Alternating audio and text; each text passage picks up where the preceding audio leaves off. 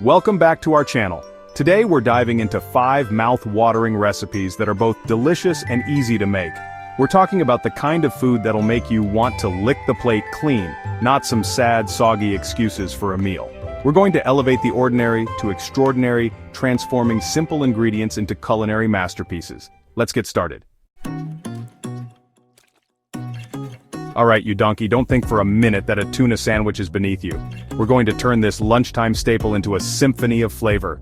First, grab yourself a good quality tuna. None of that watery rubbish. Drain it well, then grab a bowl. Now, the mayonnaise. We're not just slapping it on willy-nilly. Add a dollop to the tuna and mix it in properly. Season it with some salt and pepper. You want to actually taste something. Next, the bread. None of that cheap supermarket white bread. Get yourself a crusty loaf, something with some texture. Slice it thick, we're not making a bloody tea sandwich. Now the vegetables. This is where you can get creative. Tomatoes, lettuce, onions, cucumber, the possibilities are endless. Just make sure they're fresh and crisp, none of that wilted nonsense. Now build your sandwich with care. Tuna first, then your vegetables. Press it down firmly, you want every bite to be a flavor explosion. There you have it, a tuna and vegetable sandwich fit for a king. Listen up, you Muppets! We're about to transform macaroni and cheese from a kiddie meal to a culinary masterpiece. This is comfort food, but with a kick. First, brown that minced meat. Get a pan screaming hot, add some oil, and toss in your meat. Break it up with a wooden spoon and don't you dare overcook it. We want it browned and juicy. While the meat's sizzling, chop your onions and garlic. Don't even think about using a food processor, you want to feel the texture. Add them to the pan once the meat is brown. Now deglaze the pan. Pour in some red wine, let it bubble and reduce, scraping up all those delicious bits from the bottom. This is flavor, people. Next, stir in a good quality tomato sauce. None of that sugary processed rubbish. We're looking for depth and richness. Let it simmer for a bit. The flavors need to meld. Meanwhile, cook your pasta. Al dente, you hear me? Not mushy and overcooked. Drain it well and add it to the meat sauce. Mix it all up, coating every single piece of pasta. Now for the cheese, we're going for a blend here. Cheddar for sharpness, mozzarella for creaminess. Grate it yourself, you want it to melt properly. Pour the pasta mixture into a baking dish, top it with the cheese and bung it in the oven. Bake it until it's golden brown and bubbling. There you have it, macaroni and cheese fit for a Michelin star. Right, you lot. An omelet is a true test of a chef's skill, and we're not going to settle for anything less than perfection. First, crack those eggs into a bowl, and don't you dare get any shell in there. Season them generously with salt and pepper. Now whisk those eggs, we're looking for a smooth and airy mixture, not some scrambled mess. Get some air into it, you want the omelet to be light and fluffy. Next, the vegetables. Again, get creative. Onions, peppers, mushrooms, spinach, the possibilities are endless. Just make sure they're chopped finely and cooked through. No one wants a mouthful of raw onion. Now, heat your pan.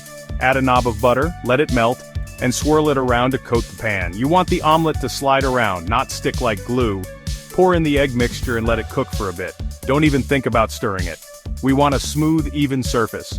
Once the bottom is set, add your cooked vegetables to one half of the omelet. Now the tricky part. Carefully fold the other half of the omelet over the vegetables, using a spatula. If it breaks, don't panic. Just patch it up as best you can. Let the omelet cook for a minute or two longer just to make sure the vegetables are heated through. Slide that beautiful omelet onto a plate and serve it with pride. There you have it, a vegetable omelet that's anything but boring.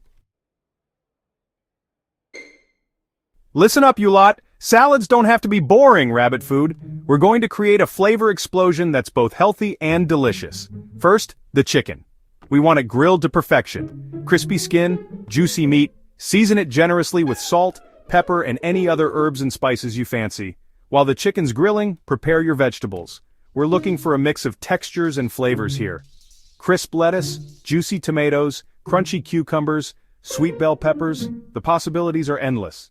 Now, the dressing. This is what will make or break your salad. We're going for a simple but flavorful vinaigrette. Olive oil, vinegar, salt, pepper, and a touch of Dijon mustard. Whisk it all together until it's emulsified. Once the chicken is cooked, let it rest for a few minutes. This will allow the juices to redistribute, resulting in a more flavorful and tender bird. Now slice that chicken. You want nice, even slices, not some hacked-up mess. Arrange the chicken and vegetables on a plate. Drizzle that vinaigrette over the salad and toss it gently to coat. don't drown the salad, we still want to taste the individual ingredients. There you have it, a grilled chicken salad that's bursting with flavor. Right, you lot, don't think for a minute that a chicken mayonnaise sandwich is beneath you. We're going to elevate this humble sandwich to new heights. First, the chicken. We're not using some bland, pre-cooked chicken here. Roast your own chicken or use leftover roast chicken for the best flavor. Shred the chicken and place it in a bowl. Now, the mayonnaise. We're not just slapping on any old mayo here. Use a good quality mayonnaise, or even better, make your own. Add a dollop of mayonnaise to the chicken and mix it well. Season it generously with salt and pepper. Now the bread.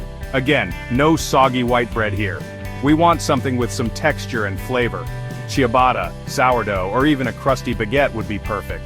Slice the bread thickly and spread the chicken mayonnaise mixture generously on one side of each slice. Now, the vegetables. This is where you can get creative. Lettuce, tomato, onion, cucumber, avocado, the possibilities are endless. Just make sure they're fresh and crisp. Pile the vegetables on top of the chicken mayonnaise and top with the other slice of bread. There you have it, a chicken mayonnaise sandwich that's fit for a king. Thanks for watching. If you enjoyed these recipes, don't forget to like, comment, and subscribe for more delicious content. And remember, cooking shouldn't be a chore, it should be a joy. So get in that kitchen and start creating some culinary magic. See you next time.